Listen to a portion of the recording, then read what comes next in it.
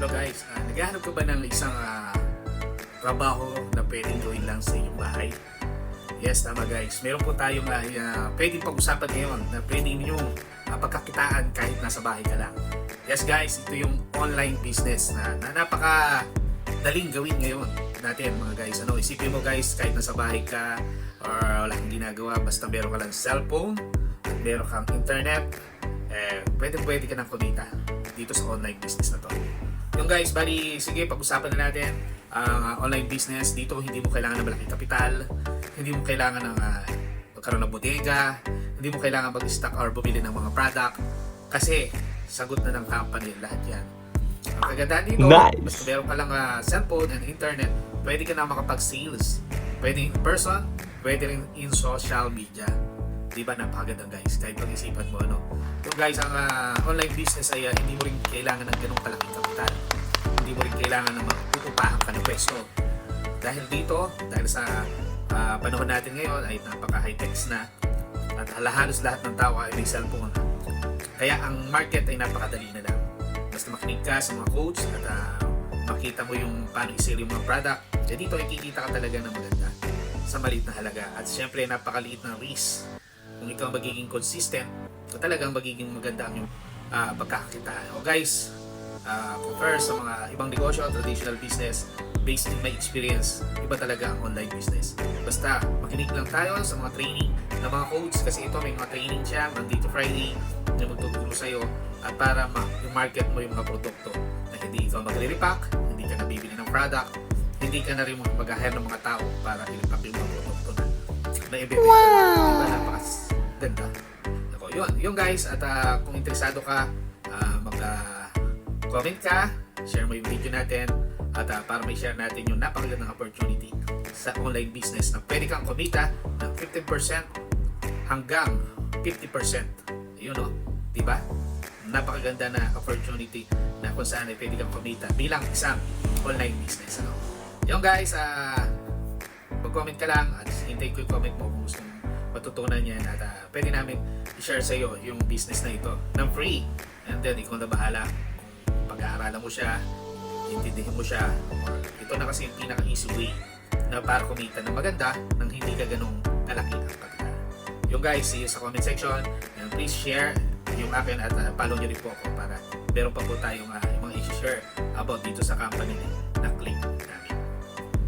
Ano yung sikreto? Simple lang. Baka nga alam mo na. Kasi araw-araw mo tong nakikita. Pero ako, ang tagal kong nalaman yung sikreto. Pero isang araw, bigla ko na lang yun na-gets. Nung mag-gets ko kung ano yung sikreto, biglang tumalon ang income ko. Yung mga problema ko sa pera, naglaho na parang bula. Gusto mo na bang malaman kung ano yung sikreto? In the next 5 minutes, sasabihin ko na sa'yo. Pakilala lang muna ako. Okay lang ba? Hi, my name is Edward Reformina. Pwedeng nakita mo ako sa Facebook, pwedeng isa ka sa 200,000 plus followers ng page ko, or baka isa ka sa milyong viewers ng mga content ko. Pero ang totoong background ko, dati akong college dropout at dati din akong OFW. Bata pa lang ako, may pangarap na ako magkaroon ng magandang buhay. Galing kasi ako sa mahirap na pamilya, Tatay ko karpintero, ang lolo ko kutsero, ako naman long hair na musikero. Pero ayaw kong matulad sa maraming Pinoy na tatandang walang pera at sa mga anak na kaasa. May kasabihan nga na hindi mo kasalanan kung pinanganak kang mahirap, pero kasalanan mo kapag namatay kang mahirap. Kaya nung 19 years old ako, nag-drop out ako sa college para mag-abroad. Mahigit 5 years akong nagtiis para maging OFW. Akala ko noon madaming pera sa abroad. Hindi din pala. Ang daming OFW, wala ding ipon pag-uwi at pagtanda nila. Around December 2011, doon ako naging interested na alamin kung ano yung sikreto ng mga mayayaman. Nagbasa ako ng iba't ibang libro. Doon ko unang nakilala yung mga mayayamang tao tulad nila Jeff Bezos, Bill Gates, Elon Musk, Mark Zuckerberg at marami pang iba. Gusto ko lang malaman ano ba talagang sikreto, bakit ang dami nilang pera. Yung iba yumaman dahil nag-invest sa real estate, yung iba dahil sa stock market, pero ang pinaka-common sa mga tao na ito ay lahat sila may negosyo. They have their own business. Yun yung simpleng sikreto, and nung nalaman ko yun, na-realize ko, oo nga